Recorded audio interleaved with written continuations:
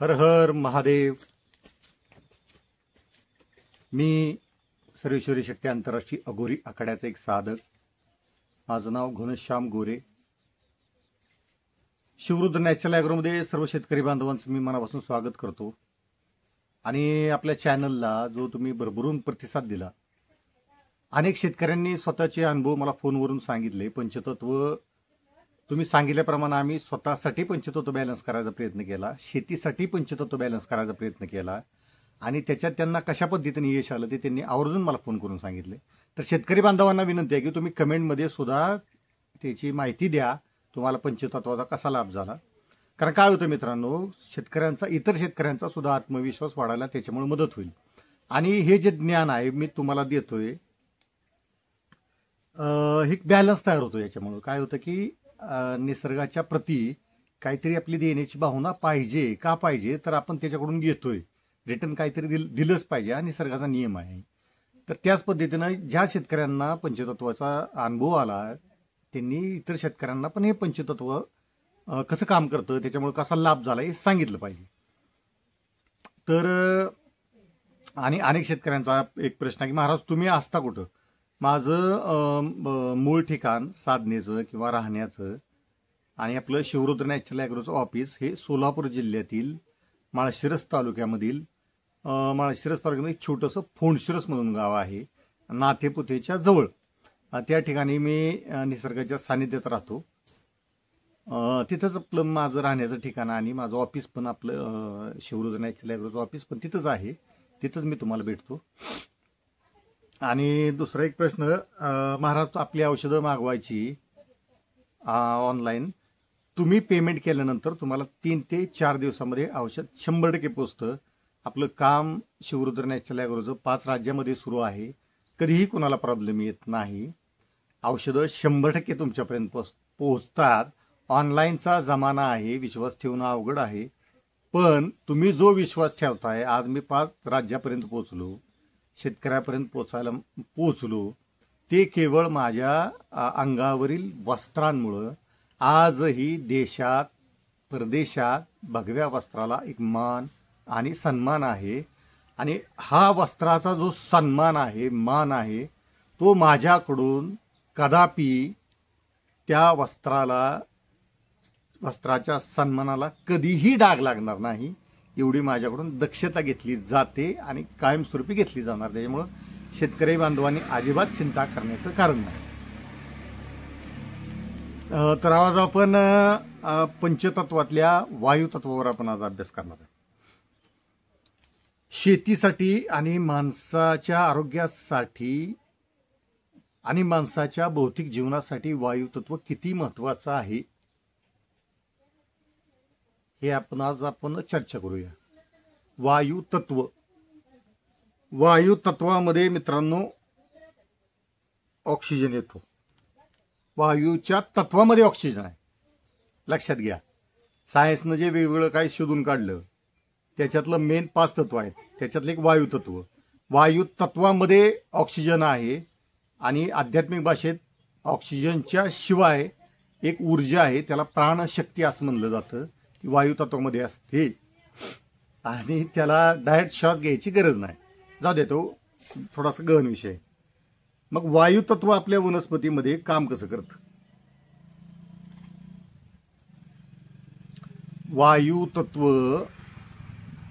ज्यावेळी आपण बागेला पाणी देतो किंवा पिकाला पाणी देतो, बागेला पाणी दिलं, बागेला डाळिंबाच्या बागेला समजा, शेवग्याच्या बागेला, सीताफळाची बाग आहे, सगळ्या प्रकारच्या बाग आहेत. बागेला पाणी दिल्यानंतर ती जमीन, आपण ड्रिपनं पाणी देतो, ती जमीन पाणी घेते. जमिनीनं पाणी घेतलं म्हणजे काय केलं, हवा सोडून दिली. आलं लक्षात. जमिनीनं पाणी घेतलं म्हणजे हवा सोडून दिली. मग ज्यावेळी पूर्णपणे आपल्या बागेला पाहिजे तेवढं आपण पाणी देतो, त्यावेळेस काय होतं, त्या जमिनीमध्ये पूर्णपणे ड्रिपरच्या खाली वनस्पतीच्या अवतीभोवती पाणी साचतं किंवा पाणी त्या मातीत पाणी जातं. त्या मातीत पाणी कधी जातं, ज्यावेळेस त्या मातीतली हवा बाहेर निघून जाते त्याच वेळी त्या मातीत पाणी जातं. कन्सेप्ट लक्षात घ्या. मातीमधली हवा ज्यावेळी बाहेर निघेल जेवढी हवा बाहेर निघेल तेवढंच पाणी आत जाणार आहे, हे लक्षात घ्या. आणि त्याच्यानंतर काय होतं, पाणी आपण जमिनीला दिलं, हवा बाहेर निघली, 100% हवा जर बाहेर निघली तर त्या वनस्पतीला पाणी घेता येत नाही. बघा, 100% हवा बाहेर निघली, वनस्पतीला पाणी घेता येत नाही. आपल्या गावठ्यांकडे ते वॉटर लेवल असते, ट्यूब असते, त्याच्यात पाणी भरा आणि एक जणाला उंचावर जायला सांगा आणि दुसरं टोक खाली, त्याला फक्त तोंडाला बोट दाबास, पाणी खाली येते का बघा? नाही येणार. गुरुत्वाकर्षणाचा नियम, निसर्गाचा नियम. जर मुळीनं पाणी घ्यायला सुरुवात केली, त्याला हवाच नाही मिळाली, भरपूर पाणी आहे खाली, प्रॉब्लेम नाही, पण पाणी घेताना त्याला हवा नाही मिळाली तर तिथं गुरुत्वाकर्षणाचा नियम आडवा येतो आणि वनस्पतीला पाणी जमिनीमध्ये असून पाणी घेता येत नाही. पाऊस पडला, पाऊस पडल्यानंतर आपल्या जमिनीमध्ये पाणी साचतं. आता महाराष्ट्रातल्या 90-95% जमिनी निसराच होत नाही पावसाळ्यात. मग पिकांवर दुष्परिणाम व्हायला सुरुवात होतो. पिकांवर दुष्परिणाम का होतो? पाऊस पडला, पाणी साठलं म्हणजे काय झालं, पाऊस पडल्या पडल्या पाणी साठायला सुरुवात होती का? नाही होत. पाऊस पडला, सुरू आहे पाऊस, पहिल्यांदा ते मुरतं म्हणजे काय होतं, जोपर्यंत त्याच्यातली हवा निघत राहते तोपर्यंत ते पाणी मुरत राहतं जमिनीमध्ये, आणि त्या जमिनीतली हवा निघायची बंद झाली की पाणी वर साठायला सुरुवात होती. लक्षात घ्या, हवा निघायची बंद झाली जमिनीमधून की पाणी साठायला सुरुवात होती. मग पाणी साठायला लागलं, निचरा नाही झालं, पाणी तसं साठून राहिलं की त्या वनस्पतीला पाणी घेता येत नाही, त्या मुळीला पाणी पण घेता येत नाही, ऑक्सिजन घेता येत नाही. म्हणजे त्या वनस्पतीचं जलतत्व इनबॅलन्स झालं, वायुतत्व इनबॅलन्स झालं. जल आणि वायू इनबॅलन्स झालं म्हणजे ते त्याच्यातलं वायुतत्व निघून गेलं त्या जमिनीतलं. जमीन ही दगड चिखल झाला म्हणजे दगड झाला, त्यात वायुतत्व नाही. वायुतत्व निघून गेलं, अग्नितत्वाचा विषय तिथला संपला. वायू नाही त्या जमिनीमध्ये, तिथं अग्नितत्व अजिबात नाही. लक्षात घ्या कसं काम करतं पंचतत्व. आणि मग आपली फळं खराब व्हायला सुरुवात होते, झाडावर त्याचा दुष्परिणाम होतो. फुलं असतील डाळिंबाच्या बागेला किंवा शेवग्यात तर ती गळायला सुरुवात होती. का गळायला सुरुवात होती? तर ज्या जमिनीचा वापसा किंवा निचरा होत नाही, जमीन वापशावर येत नाही, म्हणून ही सगळी दुखणी व्हायला सुरुवात होती. लक्षात घ्या कन्सेप्ट काय. मग तुम्ही मार्केटमधलं काय जरी स्प्रे घेत बसला तरी त्याचा उपयोग काय? तुमचं पंचतत्व बॅलन्स नाही, त्या मातीचं, वनस्पतीचं, जमिनीचं. बघा, जमिनीचा बॅलन्स बिघडला, त्या वनस्पतीचा बॅलन्स बिघडला, आपल्यातलं वायुतत्व बिघडलं, आपल्या शरीरातलं वायूचे तत्व बिघडलं. वायुतत्व कुठं? हार्ट चक्रामध्ये असतं. आपल्या विचारांना दिशा राहणार नाही, हजारोच्या संख्येनं विचार येणार, कुठलाही विचार स्थिर राहणार नाही, मन कायमस्वरूपी भटकत राहणार. त्याचा दुष्परिणाम आपल्या कार्यपद्धतीवर होणार आणि आपण डिप्रेशनमध्ये जायला सुरुवात होणार. म्हणून वायुतत्व आपलं बॅलन्स पाहिजे. आता डाळिंबाचं उदाहरण घेऊ. डाळिंबाची कळी सुकली, कळी गळाली, फळांची साईज होत नाही, कळी गळाली. कळी कशी असं डायरेक्ट गळते का हो? कळी आधी सुकते आणि नंतर गळते. सुकणं म्हणजे काय? सुकवायचं काम कोण करतं? तर वायुतत्व. सुकवायचं काम कोण करतं? वायुतत्व करतं. मग वायुतत्व इनबॅलन्स झालं त्या डाळिंबाच्या झाडातलं तर कळी गळायला सुरुवात होती. मग वायुतत्व इनबॅलन्स का होतंय हे आपण बघितलं पाहिजे. आपलं सगळ्यात महत्वाचं जमीन भुसभुशीत नसणं मुख्य कारण आहे. पाणी दिल्यानंतर वापसा कंडिशन लवकर नाही येणं. जमिनीला वापसा कंडिशन येत नसेल तर हा फार मोठा त्या जमिनीमधला दोष तयार झालेला दोष आहे आणि तो दोष आपण घालवणं गरजेचं आहे. वेगवेगळी खतं औषधं वापरून काही उपयोग होणार नाही. कळी गळते, सुकते आणि गळते म्हणजे काय होतं? वायुतत्व इनबॅलन्स होतं. वायुतत्व इनबॅलन्स झालं की जलतत्व इनबॅलन्स झालं, जलतत्व इनबॅलन्स झालं, अग्नितत्व इनबॅलन्स झालं म्हणजे पृथ्वीतत्व पण इनबॅलन्स झालं. हे जर इनबॅलन्स होत गेलं तर आपल्याला उत्पन्न मिळत नाही. बघा, आपण ह्यासाठी पर्याय काय केला पाहिजे, तर उन्हाळ्याच्या दिवसामध्ये तुमची बाग सेटिंग झाल्यानंतर त्याची पूर्णपणे मशागत केली पाहिजे. जास्तीत जास्त खोल, तुमचा प्रश्न मुळ्या तुटल्या काही फरक पडत नाही. मशागत खोल करणे, त्याच्यात जास्तीत जास्त वायू तत्व खेळतं राहिलं पाहिजे. जमिनीच्या मध्ये हवा खेळती राहिली पाहिजे, जमिनीच्या पोटामध्ये हवा खेळती राहिली पाहिजे. तुमचा फवारण्यासाठी कंटिन्यू ट्रॅक्टर फिरतो, फवारणीची पद्धतच मुळात चुकीची आहे. अध्यात्माच्या दृष्टीने मी बोलतोय. फवारणी तुम्हाला कीटकनाशकासाठी लागते, तर त्याच्यावर एक सेपरेट व्हिडिओ बनवतो. बाकी कशाचीही फवारणी लागत नाही. तुम्ही पंचतत्व बॅलन्स केल्यानंतर तुम्हाला कशाची फवारणी, कीटकनाशक, थ्रिप्स हे सुद्धा अग्नी आणि आकाश तत्व कंट्रोल करतं. तर ह्या सगळ्या गोष्टी आपण शिकून घेणं गरजेचं आहे. आता त्या वनस्पतीमध्ये जर वापसा कंडिशन नाही आली तर खालून अन्नद्रव्य, तुम्ही आपण जे म्हणतो जमिनीच्या पोटातून जी प्रोसेस सुरू होते, शुक्ल पक्षामध्ये अन्न तयार करणे आणि मुळीतलं अन्न, खोडातलं अन्न वर पानांकडे पाठवणे, कृष्ण पक्षामध्ये वर तयार झालेलं अन्न मुळीकडे पाठवणे.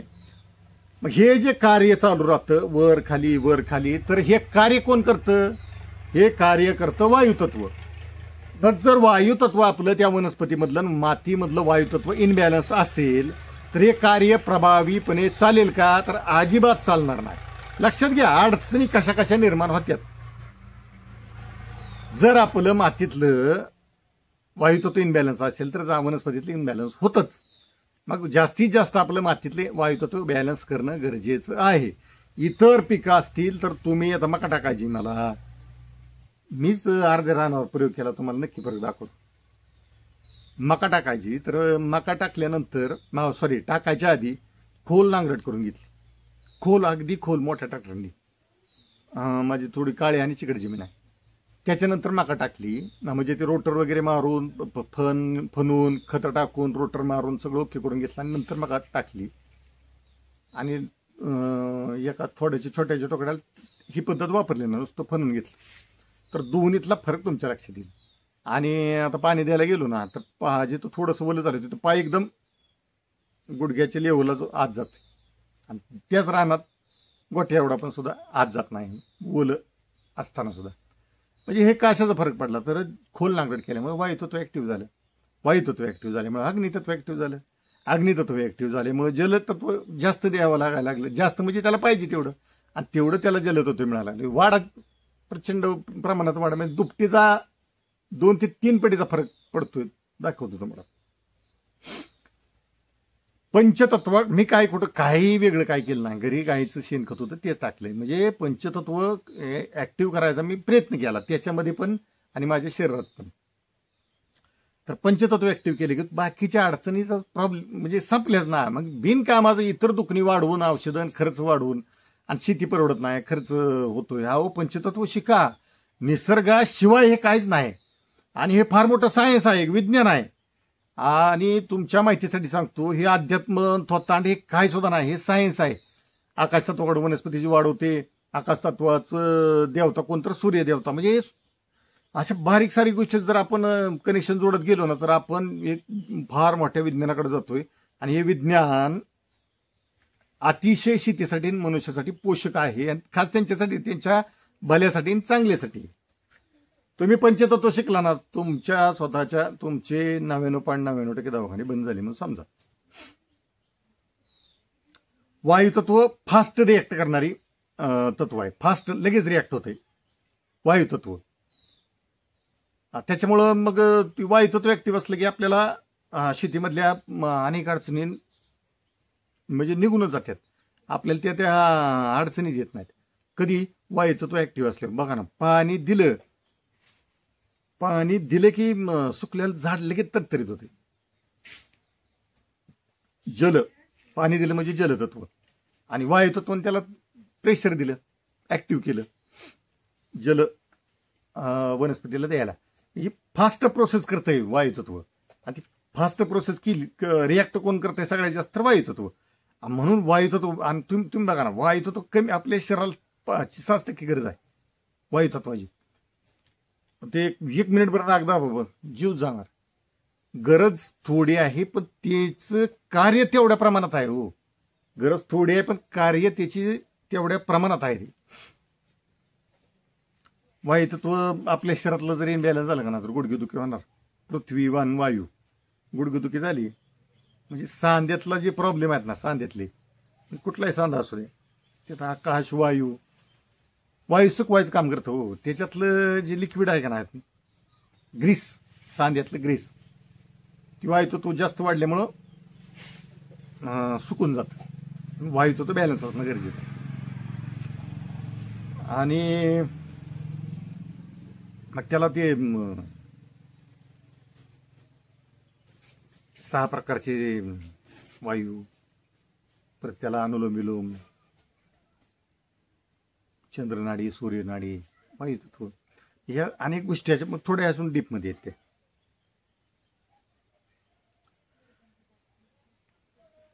म्हणजे फळबागा,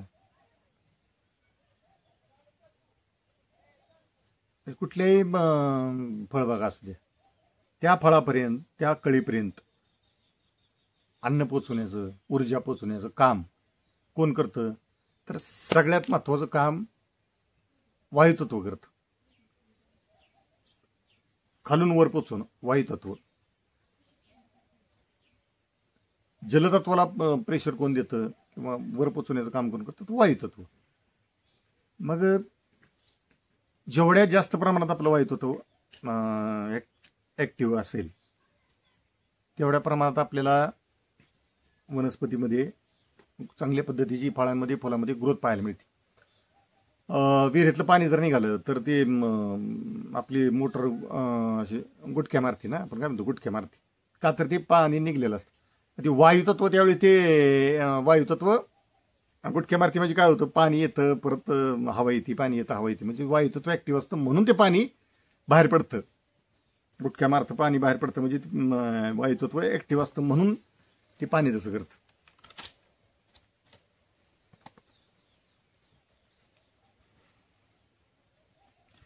साध्या सोप्या गोष्टी म्हणजे प्राचीन संस्कृती जी आपली भारतीयांची होती, देशी गाय, आपण शेणखत देशी गायचं टाकलं, कोंबडखत टाकलं किंवा देशी गायचं शेणखत टाकलं मशागत करून, तर त्याच्यामुळं काय होतं? ते कुजतंय आणि मातीत कुजायचं प्रमाण त्याचं जास्त राहिलं मातीमध्ये तर पोकळी तयार होती.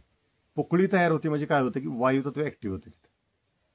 आणि वायुतत्व ऍक्टिव्ह झाले की अग्नी ऍक्टिव्ह होतो. अग्नी ऍक्टिव्ह झाला की जलतत्व चांगल्या प्रमाणात ऍक्टिव्ह होतं. त्याच्यामुळे पर्यायानं वनस्पतीची चांगली वाढ होती.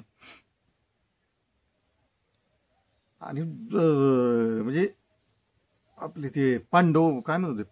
5 पांडव काय जुन्या काळामध्ये पांडव किंवा 5 पांडवाचे शेतात पूजा केली जायची, ते बनवून असं 5 पांडवांची पूजा केली जायची, किंवा 5 दगड आपण भूमिपूजनाला मानतो. शेतामध्ये पूजा करताना आपण 5 दगड मांडतो, कुठली पूजा समजा, आणि ते पांडवांची पण पूजा असते. 5च का?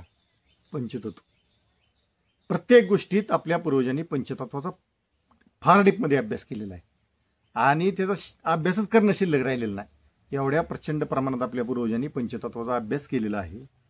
आणि ते पंचतत्व आपण आपल्या शेतीच्या आरोग्यासाठी, आपल्या आरोग्यासाठी फक्त अभ्यास करून वापरायचं आहे. की त्याचा अभ्यास कशासाठी करायचा? तर आपल्यात काय कमतरता आहे, कुठल्या तत्वाची आपल्या स्वतःमध्ये कमतरता आहे ते आपल्याला जाणून घ्यायचं आहे.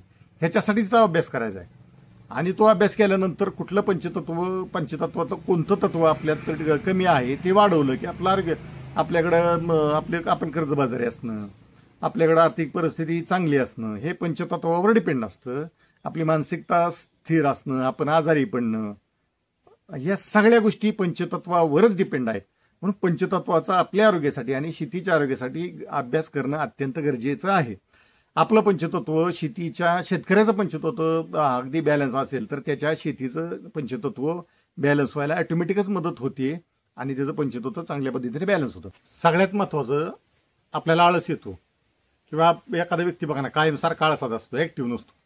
मग आळस येतो तो काय येतो तर त्याचं पृथ्वी तत्व आणि वायुतत्व इनबॅलन्स असतं, म्हणून तो कायम सारखा आळसामध्ये असतो. तर त्याला किती तुम्ही सांगा, त्याचा आळसच जात नाही. का जात नाही तर त्याचं पृथ्वी तत्व आणि वायुतत्व इनबॅलन्स असतं. हे दोन तत्व त्याने बॅलन्स केले तर त्याच्यातलं तो आळस निघून जाईल आणि तो व्यक्ती ऍक्टिव्ह होईल. म्हणजे एकूण काय तर पंचतत्वाकडे तुम्ही जर लक्ष दिलं तर एक लक्षात घ्या, तुम्हाला कोणच पंचतत्वाचा अभ्यास करा, पंचशेतीमध्ये पंचतत्वाचा अभ्यास करा, स्वतःच्या आरोग्यासाठी पंचतत्वाचा अभ्यास करा, का कोण सांगेल हो.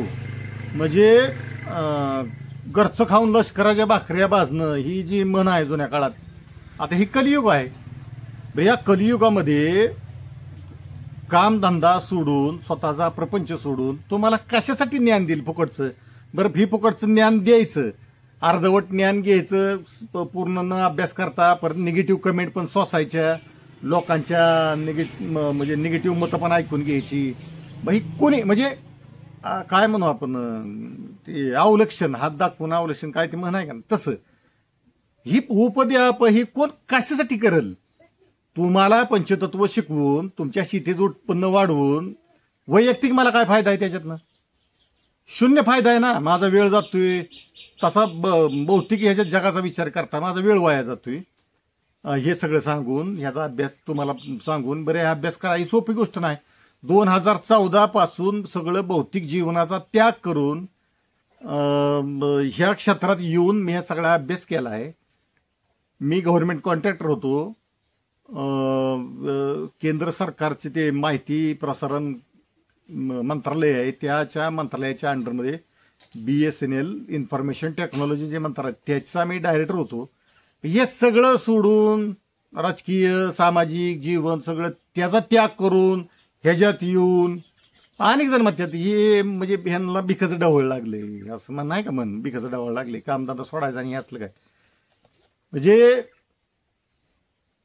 टीव्हीला एखादी जाहिरात येते, असं कुठं तुम्ही टीव्हीला जाहिरात बघितली का की काय नाही तुमच्या कल्याणासाठी हे जाहिरात लागली, जनकल्याणासाठी शेतकऱ्यांच्या कल्याणासाठी जाहिरात लागली, एका कंपनीचं काय खपवायसाठी जाहिरात लागली.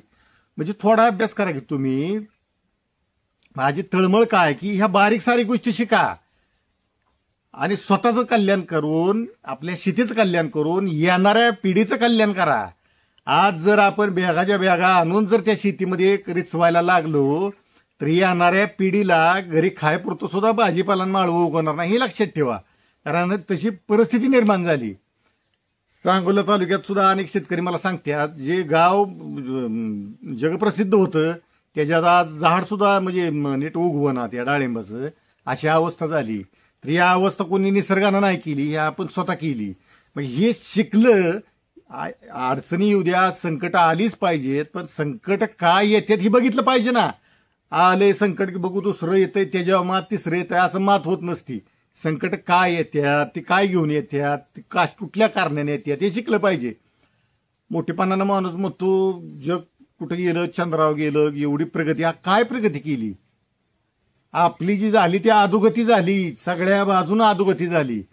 तुम्ही जर समजत असाल आमच्या आजोबाकडे सायकल सुद्धा नव्हती, आज माझ्याकडे 4 चाकी, ही प्रगती नाही, ही चुकीचा कन्सेप्ट आहे. प्रगती कलियुगात पैशात मोजली जाते, पण ही प्रगतीचं लक्षण कोरोना काळात आपल्याला दाखवून दिलंय. प्रगती आहे का अधोगती आहे ती, म्हणून थोडंसं जागं सगळ्यांनीच होणं गरजेचं आहे. आपण प्रगतीच्या दिशेने वाटचाल करतोय का अधोगतीच्या दिशेने आपण आपली वाटचाल सुरू आहे. सांगायचा उद्देश काय आहे की अनेक शेतकरी बांधवांना पंचतत्वाचा लाभ झाला. त्यांना माझी कळकळीची विनंती आहे की तुम्ही कमेंटमध्ये, तुम्हाला पुढे येऊन नाही सांगा कमेंटमध्ये तरी सांगा, थोडंसं तुम्ही पण सेवे म्हणजे तुम्हाला मी फ्रीमध्येच माहिती दिली, ज्ञान दिलं ना, त्याचं जाऊ दे ना, पुढच्या माणसाला कळू द्या. त्या कमेंट केल्यानंतर पंचतत्वांचा कशा पद्धतीने आम्ही वापर केला, आम्ही कसं बॅलन्स करायचा प्रयत्न केला ना, आम्हाला कशी यश मिळालं, शेतीमध्ये यश मिळालं तुम्हाला, परत वैयक्तिक आरोग्यामध्ये यश मिळालं.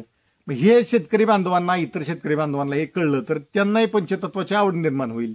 ते स्वतः प्रयत्न करायला लागतील, त्या मार्गाला तरी वळतील. त्या मार्गाला वळल्यानंतर ऑटोमॅटिक ते प्रयत्न करतील. प्रयत्न केल्यानंतर काही कालावधीनंतर त्यांना त्यात यश मिळेल. मग हळूहळू हे एकदम होणारी प्रोसेस नाही, हळूहळूच होणार आहे ना. मग ही प्रोसेस जर कंटिन्यू चालू राहिली तर लोकांमध्ये बदल होईल. बरं, सगळ्यात महत्वाचं काय माहिती आहे का, एक माणूस सगळ्या प्रकारचं ज्ञान मिळवू शकत नाही. ते किती शिकलेला असू द्या, किती महान असू द्या, पण समज काय की मी एखादी डिग्री घेतली, समजा मी मेडिकल सायन्सचा विद्यार्थी आहे,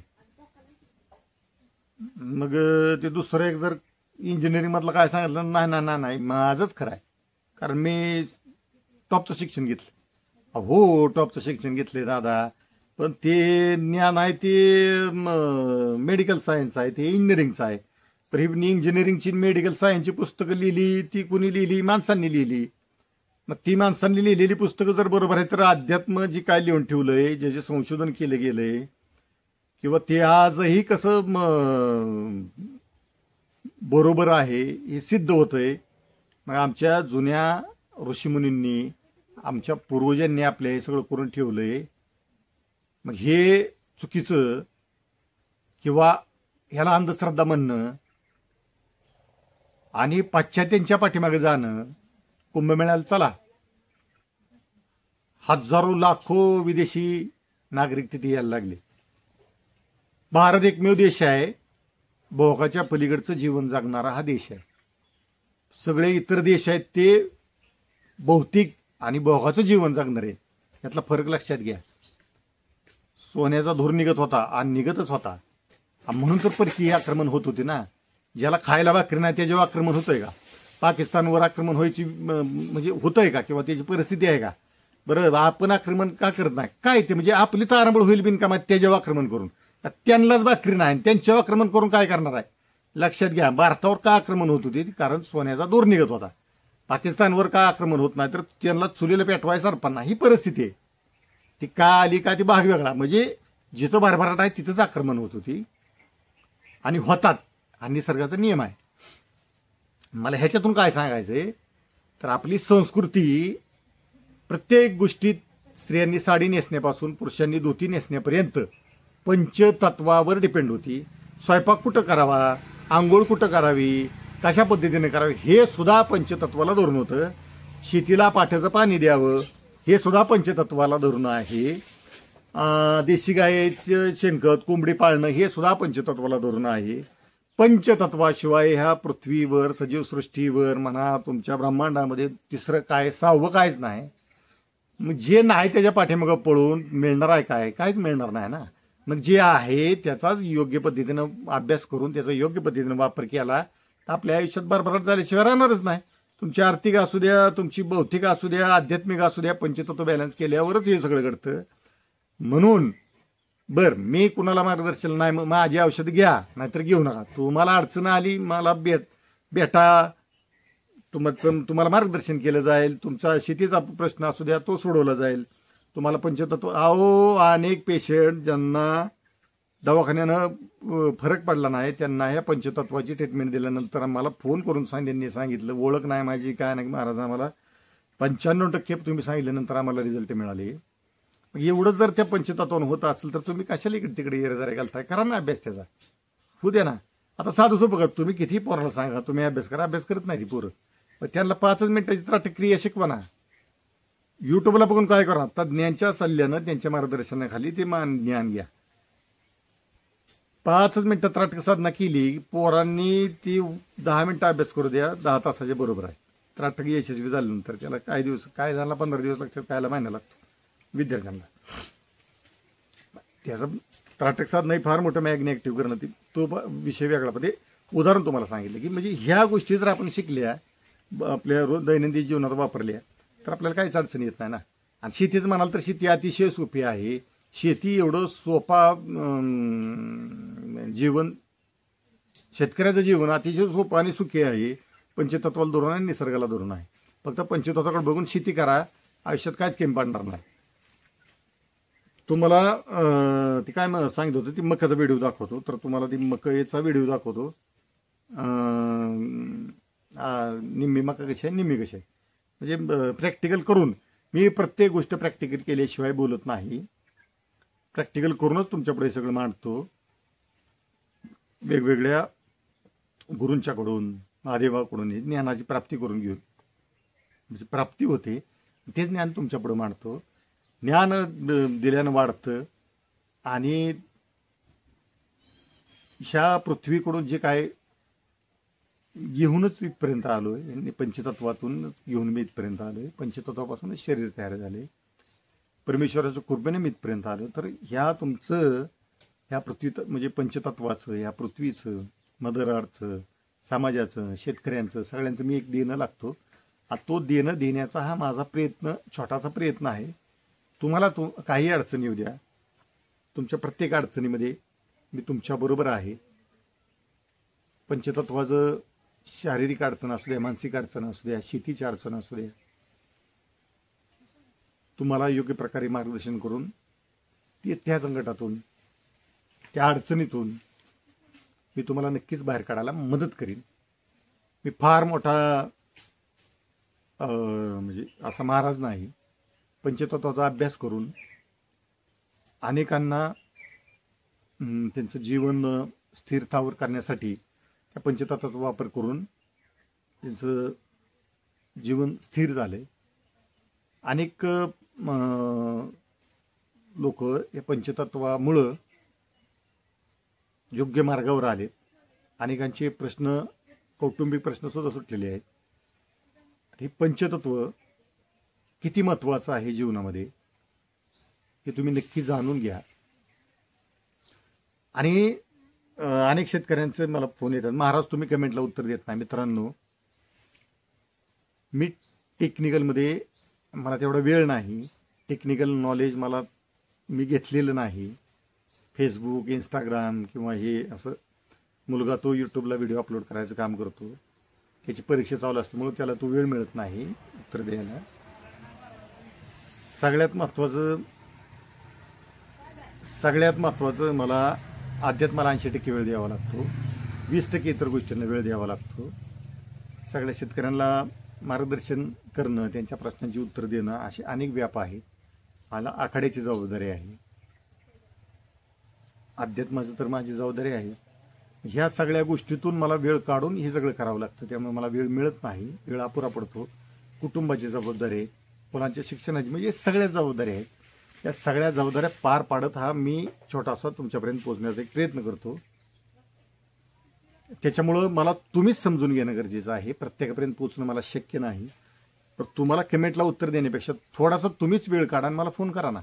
तर तुमच्या फोनला उत्तर नाही दिलं असं झालं तर मग मला सांगा, महाराज तुम्ही म्हणताय पण आमच्या फोनला प्रतिसाद देत नाही उचलला तर मी माघारी करतो. कामात असेल तर नंतर मी वेळ मिळाला की मी फोन करत असतो, किंवा प्रवास करत असताना मी कोणाचे मिस कॉल पडले त्यांना फोन करत असतो. तर तुम्ही कमेंटमध्ये अपेक्षा नाही ठेवता, तुम्ही डायरेक्ट मला कॉल करा. संध्याकाळी 6च्या आत कधीही कॉल करा. 6 नंतर माझी साधना चालू होते. तर तुमच्या प्रत्येक प्रश्नाचं उत्तर देण्याचा मी प्रामाणिकपणे प्रयत्न करीन. हर हर महादेव. तुम्हाला जे सांगितलं नाही, हो का, ही मका आहे. आता ह्याच्या शेजारचीच मका बघा, हो का, उजव्या बाजूची मका किवडे, ह्याची उंची बघा, याची उंची बघा, ह्या मकीची, आणि ह्या मकीची उंची बघा.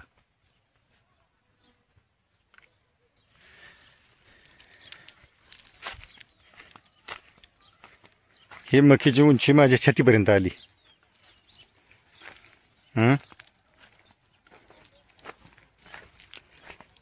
आणि ही बघा मका आहे गुडघ्यापर्यंत, ही मका आहे गुडघ्यापर्यंत. आणि ही मका छातीच्या उंचीला आली. फरक दिसतोय तुम्हाला? जे म्हणलं नाही पंचतत्व,